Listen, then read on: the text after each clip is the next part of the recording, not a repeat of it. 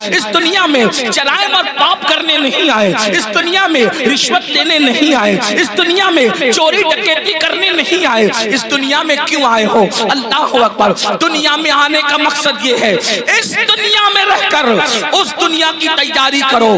کون سی دنیا؟ جس کے بارے میں قرآن کہتا ہے وَالْآخِرَةُ خَيْرٌ وَأَبْقَىٰ، کہ یہ دنیا سے آخرت بہتر ہے۔ اس بہتر دنیا کی تیاری کرو جس کو آخرت کہتے ہیں، اس بہتر کی تیاری کرو جو کبھی ختم ہونے والی نہیں ہے۔ اللہ پاک نے دو ذمہ داریاں ہر مومن کو عطا کی ہے، دو ذمہ داری ہر مومن کو عطا کی ہے۔ اب اپنی دو ذمہ داری کو سنیں اور بات مکمل کی جائے۔ قرآن دو ذمہ داری کا بیان کرتا ہے۔ اللہ پاک ارشاد فرماتا ہے یا ایھا الذین آمنوا قوا انفسکم واہلیکم نارا، اے ایمان والو اپنے آپ کو اور اپنی اولاد کو جہنم کی اس آگ سے بچاؤ جس کا ایندھن انسان اور پتھر ہے۔ اللہ اکبر، اللہ اللہ۔ قرآن کیا کہہ رہا ہے؟ اب میرے بھائیوں کی اور بہنوں کی توجہ چاہتا ہوں۔ قرآن کہتا ہے اے ایمان والو اپنے آپ کو اور اپنی اولاد کو جہنم کی آگ سے بچا لو۔ یہ جہنم کی آگ کیا ہے؟ تو قرآن کہتا ہے وقودها الناس والحجارہ، جس کا ایندھن انسان اور پتھر ہے،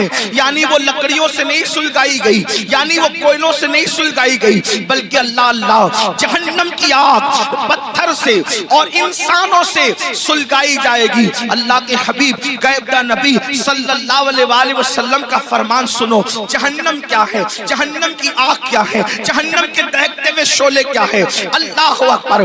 ایک دن میں تین مرتبہ پیٹ بھر کے کھانے والوں اور اللہ کی نافرمانی کرنے والوں، اپنی راتوں کو بے فکری کے ساتھ گزارنے والوں، اللہ کی نافرمانی کرنے والوں، نرم نرم گدوں پہ لیٹ کر کے قبر کی رات کو بھول جانے والوں، قبر کی رات کو فراموش کر دینے والوں، کبھی سود کا دھندا کر کے، کبھی بیاج کا دھندا کر کے، کبھی اپنے پیٹ کے اندر یتیموں کا مال جہنم کی آگ کی شکل میں بھرنے والوں، ذرا توجہ کرو۔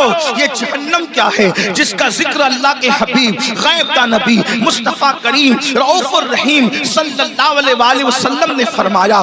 دیکھیے ہم تو آقا کا فرمان بیان کر رہے ہیں اور یہ اس نبی کا فرمان ہے جو اپنی طبیعت سے کلام نہیں کرتے، دل کے کانوں سے سننا میرے بھائیوں۔ اپنے آقا مصطفیٰ جان رحمت صادق و مصدوق صلی اللہ علیہ وآلہ وسلم فرماتے ہیں جب اللہ نے حضرت آدم کو پیدا فرمایا، پھر آدم جنت میں پیدا ہوئے، پھر آدم علیہ السلام سے لغزش معصومانہ ہوئی، لغزش پیغمبرانہ ہوئی، اور پھر آدم دنیا میں آئے 200 سال تک یا 300 سال تک روتے رہے، پھر آپ کی دعا قبول ہوئی، پھر آپ کی توبہ قبول ہوئی۔ جب دعا قبول ہوئی، توبہ قبول ہوئی، تو حضرت آدم کے لیے اللہ نے حضرت جبریل سے فرمایا جبریل جاؤ اور جا کر کے جہنم سے آگ لے کر آدم کو لے جا کر کے دے دو تاکہ آدم کھانا بنائے۔ اب یہ دنیا میں پہلی بار کھانا بن رہا ہے۔ اللہ اکبر۔ کون بنا رہا ہے کھانا؟